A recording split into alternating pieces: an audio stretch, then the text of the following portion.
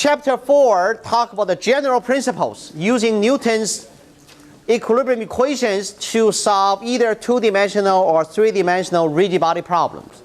Once you have a rigid body problem, number one, you need to plot or create the free body diagram.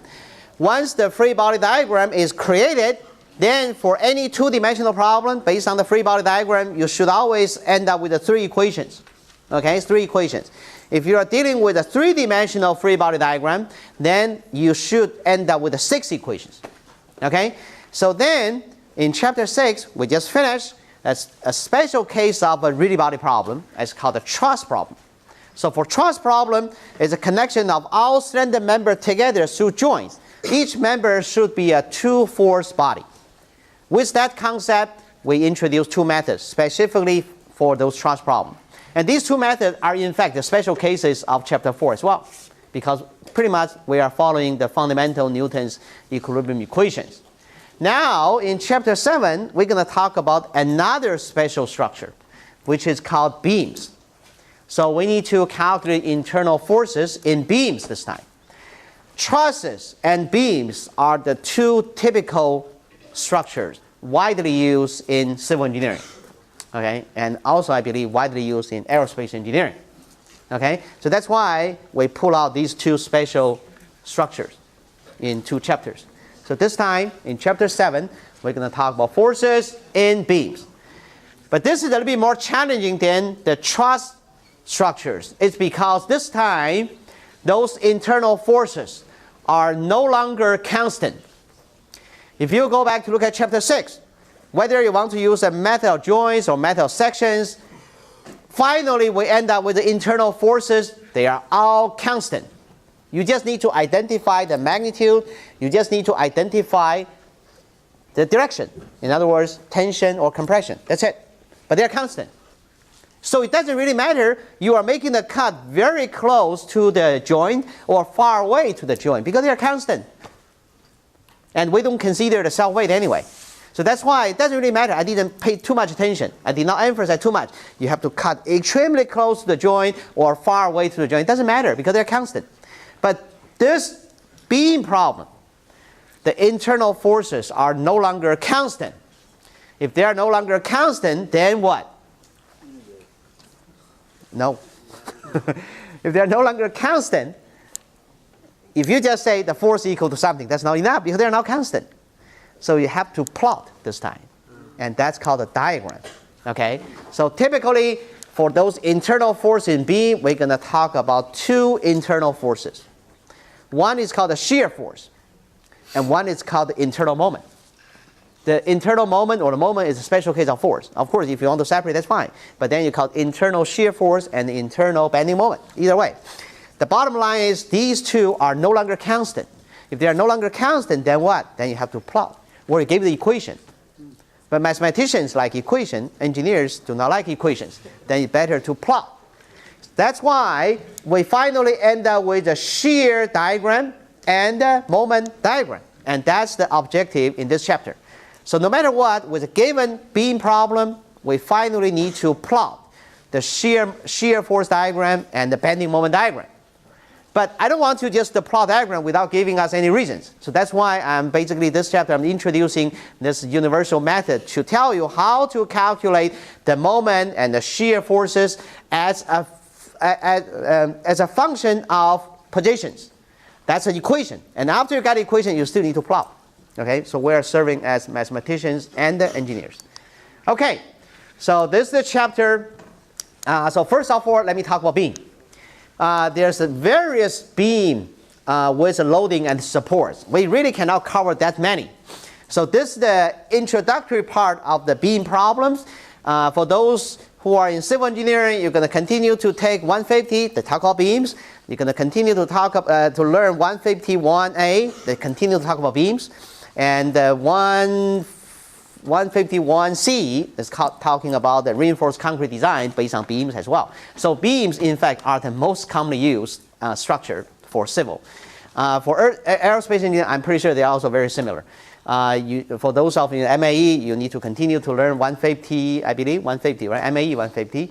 And for the aerospace engineering major, I think you need to take 157. That's called light structures. We're talking about beams as well. Okay, so that's why beams, in fact, are very, very popular, even more popular than truss. Okay, so in this class, I really cannot talk about too much complex beam problems because many of them, without introducing the concept we call the deflection, because we're not going to talk about deflection in this in this class, you really cannot solve these kind of complex beam problems. So now we are only picking up some simple beam problems. Among those simple beam problems, one is called simply supported beams. Actually, it's not this one. This one. Okay, so let me talk about this and then come back in terms of loading. So this is a very simple beam. So that's why we call it simply supported beams. Okay, so you have a slender member supported with a pin at one end and supported by a roller by another end. So this is what we call simply supported beams. So this is almost the most commonly used simple beam in civil engineering. Sometimes for one end you can go a little bit further. That's how overhanging beams. This is not as popular as this one, but this is also very popular, which is called the cantilever beams. Cantilever beam means one end you have a fixed support, fixed end, but the other end is free. That's called the cantilever beam. So especially this simply supported beam and the cantilever beam are very popular, and these are the two kind of beams we want to talk about in this class. However, there are obviously more complex beam structures. For example, you have a continuous beam.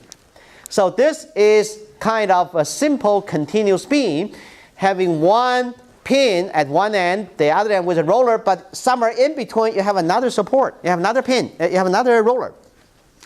And the many long bridges, in fact, they are following this instead of here. Number one, if the span is too long, there's a big deflection. Well, we don't talk about deflection, but imagine if your bridge is too long with only two support at two ends, it's going to have a big deformation when you have a truck going through, right? Or wind load, whatever. So that's why it's quite unstable.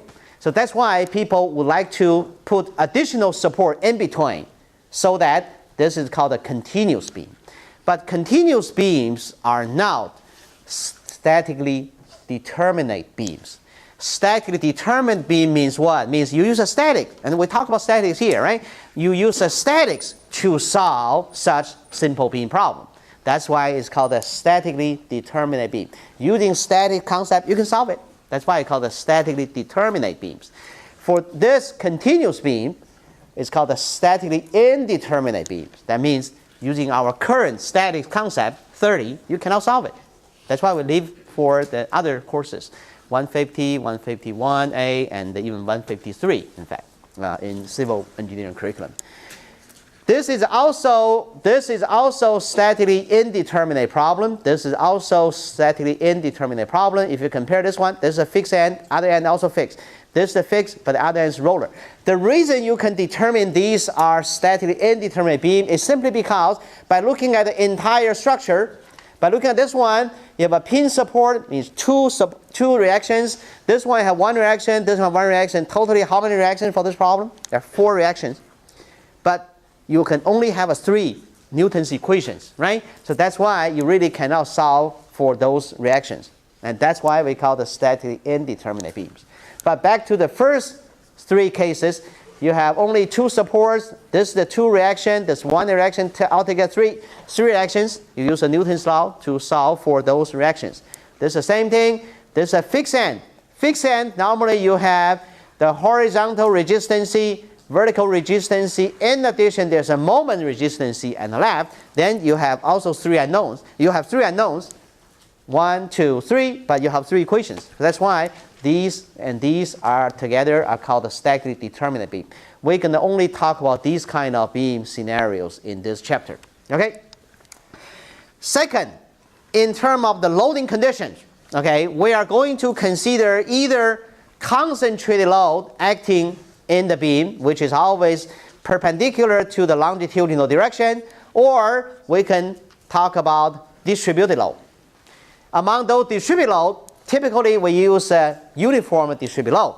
And the reason we only consider uniform distributed load is number 1 is simple, and number 2, most structural engineering designs are only considering the uniform distributed load. So that's why we need to at least know how to calculate beam problem based on uniformly distributed load. You may say, well, sometimes linearly distributed load, we use the concept we got from chapter 5. You already did some examples or questions in chapter 5. So you need to know with this kind of linearly distributed load, how we're going to calculate the reactions. You'll find out the centroid. Okay? More complicated, like a curve, quadratic, we don't have to study now. The question is, with this given general beam problem with both concentrated load and the uniform distributed load, for example, how are we going to calculate the internal forces? And that's the objective in this chapter. How are I going to calculate internal forces at this point and any other point? The only way we have to do is to make the cut. Okay? So before we make the cut, first of all, we need to calculate the reactions, always at step number 1. With a given beam problem, you need to plot the free body diagram entirely, and then at this point, for example, is a pin. You cut the pin, you gave reaction, you call it RA, you give another reaction, you call it RAX, and this is a roller. You cut this roller, you give another reaction called RB. The reason here you do not plot RAX is because RAX is only force in horizontal direction. Then obviously by collecting the forces in x direction to 0, you can determine RAX equal to 0. So that's why sometimes we don't plot. But it doesn't mean we're not using that. We can determine RAX horizontally. The horizontal force reaction equal to 0 is because that's the only force in the longitudinal direction. Then you have two remaining forces, RA, what we call RAY, and RB. So how to calculate RA and RB? Well, you have those two additional equations. First of all, by collecting all the forces in y direction equal to 0, you can find out the equation having RA and RB involved. And then the second equation is the moment equation. By collecting all the moment at point A, due to all the forces, set equal to 0, then basically you can calculate RB. And plugging back to the first equation, you can get RA. So as first step for any beam problem, we need to calculate the reactions. So once we calculate all the reactions, then we need to think about how to calculate internal force with a given beam problem. For example, if we are interested in calculating the internal forces at this point C, how are we going to do it? Well, we just need to make the cut. If you do not make the cut, those internal forces will not show up. If those internal forces are not showing up, then there's no way you can calculate those unknowns. Okay, so let's make a complete cut. So make a cut, then the structure will split into two parts, and it's really up to you to pick which part you like. So we pick a certain part with less forces involved. For example, we take this part. So now we need to plot. This time, we need to plot the free body diagram just based on this left part. That's similar to chapter 6. So for example, we make this cut here, then we plot this free body diagram based on the rigid body. That's a part of this AC. And then you have a force RA, put in RA here. You have force P1, put P1 here. You have this moment, you have this distributed load, put the distributed load here. There's nothing different. Now, you make this cut, you need to plot the internal forces this time. If you do not make the cut, there's no internal forces showing up. If you cut it, then you're going to plot. You're going to add two internal forces. One is called the shear force. Typically, we use V, the capital V, to represent. That's called shear force. And then one is the moment. And typically, we use M to represent. By sign convention, before I talk about sign convention, you may say, well, once I make this cut, do I need to plot the third force with the axial force? In general, of course, yes. When you make the cut, not only you have this shear, you have the moment, you also have this longitudinal axial force. But axial force should always equal to 0 because there's no outside axial forces. So that's why that's axial force. You can plot axial force, but you can write equal 0. So that's why we don't plot that one. After we make the cut, we basically ignore the axial force because axial force equals 0. Then for those who might still think about chapter 6, when we cut the truss, why not to add the shear and the moment? At that time, the shear at the moment always goes 0. So that's why we don't plot the shear force and we do not plot the moment one. Think about it when we talk about the metal joints, right? So there's no moment concept for that. You got two force body. So that's why you only have the actual force. But for beam problem, when you make the cut, you do need to add the internal shear force and internal moment. Now, we come up with the sign convention. Once you make the cut, you need to add a shear force, you need to add a moment. Just like in chapter 6. When we make the cut, we need to assume the force is leaving the joint, which is consistent with what we call in tension. But it doesn't mean finally you end up with tension. It can be in compression if you get the calculation done showing you the negative sign. But before you calculate, you don't know. Same thing for this. By sign convention, when you make the cut on the left, if you pick the left side, the sign convention is saying the shear force is going down. Okay? So this is sign convention in this chapter, in this book. Some other books, occasionally they can assume it's going up. Just like in some other books, when you make the cut for a truss, they can assume it's compression. But typically we assume it's tension. So now for the shear problem, after make cut on the left, we need to make sure we assume the shear force is going down. In reality, the shear force can go up. That's fine. After you find out, you get a negative sign at the very end. It doesn't matter. Similarly, the moment is counterclockwise as sign convention if you look at the left side. So these are what we call the sign conventions. You basically need to follow. But once you follow this, now you make the cut, right? If you want to follow the right side, then this right side at same point C, this one must be going up because of the Newton's third law, action and the reaction, right? So this force, internal shear force, is provided by the other half, the other side, putting the shear force going down. Then by Newton's third law, this part should provide a shear force going up. That's action and reaction. Same thing, if you make the cut, then this moment is due to the other part given by this part, which is counterclockwise. Then correspondingly, Newton's third law tells us there must be a reaction. It's called M, but it's clockwise. So M and M prime should have the same magnitude, but in opposite direction. So that's why this is the counterclockwise, this must be clockwise. Similarly, for the shear, this shear and this shear should have the same magnitude, but in a different direction. So that's why this is going down, this has to be going up. Okay? So finally, for example, through certain Newton's equations, you find out at this point V equal to negative 100 pounds, for example. You calculate V equal to negative 100 at this point, then what? Negative 100 means in reality there is internal shear force going up with a 100 magnitude. And then this is also 100 magnitude, this time it's going down. Okay? The bottom line is we need to follow the Newton's third law. So typically, if we want to calculate the internal forces at any point, you just need to make the point, make the cut at that point. Then the question is, are we supposed to cut infinite points? Because we want to calculate the internal forces at everywhere. So point A, move a little bit to the right, further, between A and B, how many points? That's infinite points, right? Then the question is, are we going to cut with infinite cut? No, we cannot finish in a month. So then we have to make, again, a typical cut, representing the all segment between A and B. So then, another problem is, if we were given a certain problem, beam problem, what's the minimum number of cut we have to do? If you want to cut more, that's not a problem, but it's just kind of waste of time if some of cuts may not be needed. So that means we need to identify the minimum number of cuts we have to deal for each beam problem. So the answer is very simple. You just need to look at the beam problem and count how many force or moment discontinuities. So imagine you are traveling from the very left side and just walk slowly to the right.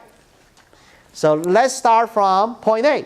So we're going to walk from point A all the way to point D. So let's keep walking between A and B. There's no force discontinuity. There's no external force discontinuity. That's why we just need to make one cut, in fact. However, when we reach point B, there's a problem. At point B, there is a support. In other words, there's a reaction. The reaction means there is additional force discontinuity acting on point B. Probably it's going up. If that's the case, then we need to continue to walk from B to C. You have to make another cut. In other words, the result you cut between point A and B does not help you to identify the internal force between B and C, because there's a force discontinuity here. So that's why between A and B, we need to make one cut, and then between B and C, we need to make another cut.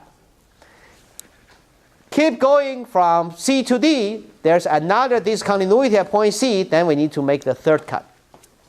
So by looking at the entire beam and find out how many reactions or how many applied loads you're going to have, then you're going to select a minimum number of segments. So for example, the minimum number of segments should be 3.